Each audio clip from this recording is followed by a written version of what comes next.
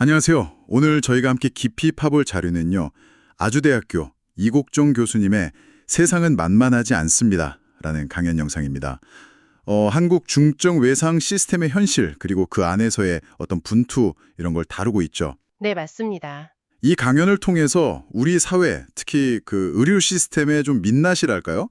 그런 부분이랑 그 이면에 있는 문제들을 좀 생생하게 들여다보려고 합니다. 네. 자, 그럼 바로 한번 시작해 볼까요? 교수님이 강연 초반에 딱 던지는 사실부터가 이게 좀 충격적이에요. 그렇죠. 40대 이전 사망 원인 1위가요. 우리가 흔히 생각하는 암이나 만성질환 이런 게 아니라는 거예요. 바로 중증 외상입니다. 네.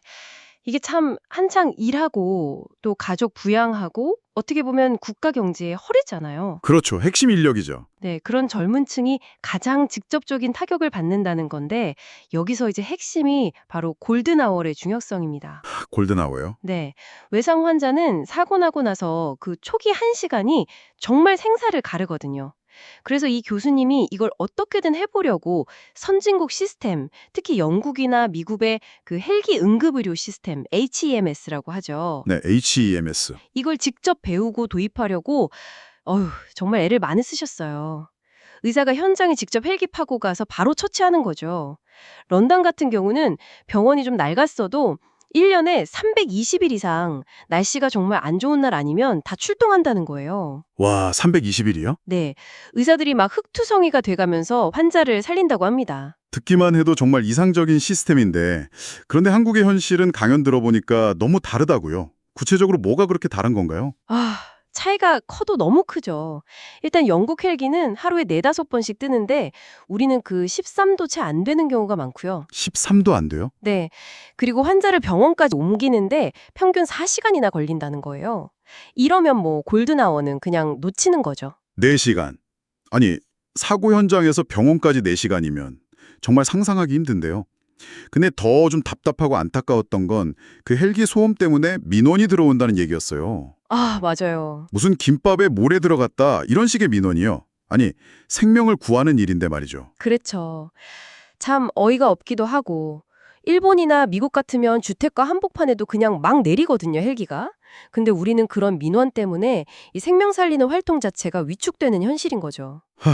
결국 이런 시스템이 제대로 없으니까 그 부담이 고스란히 현장 의료진의 어떤 엄청난 희생으로 이어지는 겁니다. 희생이요? 이 교수님 팀원들 같은 경우에 월 400시간 넘게 일하는 경우도 허다하다고 해요. 네, 월 400시간이요? 그게 가능한 시간인가요? 와, 네, 말 그대로 살인적인 근무 시간이죠. 그래서 한 동료 교수는 1년에 집에 딱 4번 들어갔다고 하고요. 1년에 4번이요? 네, 어린 딸이 아빠 책상에다 아빠 빨리 오세요 이렇게 메모를 남겨놨다는 일화는 진짜 들으면서 너무 마음이 아팠습니다. 이게 저녁에 있는 삶과는 완전히 동떨어진 현실이죠. 그렇죠.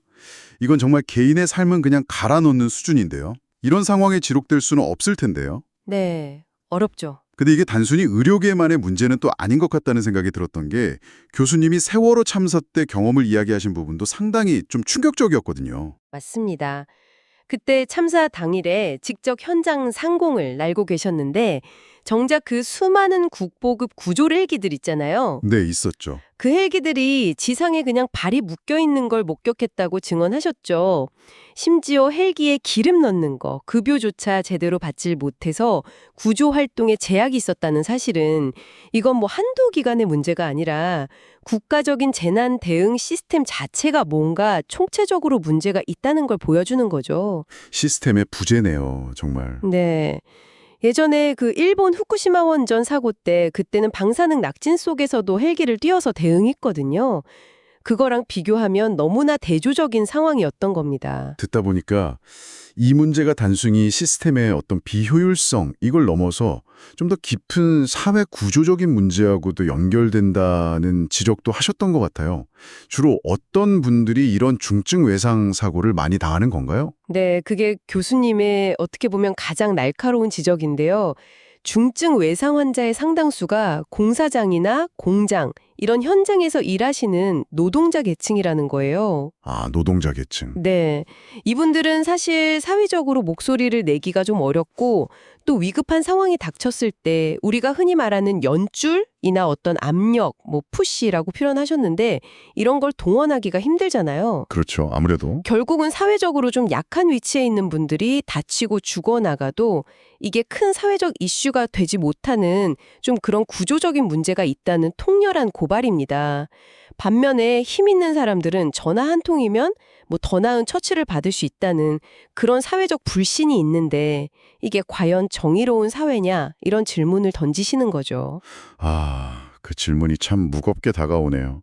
결국 이 강연은 정말 열정적인 한 개인이 아주 열악한 시스템과 또 어떨 때는 사회적인 무관심 속에서 정말 고군분투하는 그런 현실을 보여주는 것 같습니다.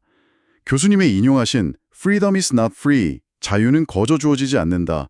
이 말이 떠오르는데요. 네, 그렇죠. 생명을 지키는 시스템을 만드는 데에도 정말 엄청난 대가와 희생이 따르는데 이게 사회 전체의 어떤 지지나 시스템 개선 없이는 지속되기 어렵다는 걸 아주 절실하게 느끼게 하는 것 같아요. 네, 맞습니다. 그래서 오늘 이 이야기를 들으신 여러분들도 잠시 한번 시간을 내서 생각해 보시면 어떨까 싶어요. 우리 사회가 이 소중한 생명을 지키기 위해서 지금 무엇을 가장 우선해야 할지, 또 어떻게 시스템을 좀 바꿔 나가야 할지 그런 고민들이요. 어쩌면 내 옆에 동료, 또 내 이웃을 지키는 그런 안전망을 만드는 일이 결국은 나와 우리 모두를 지키는 가장 확실한 첫걸음일지도 모르겠습니다.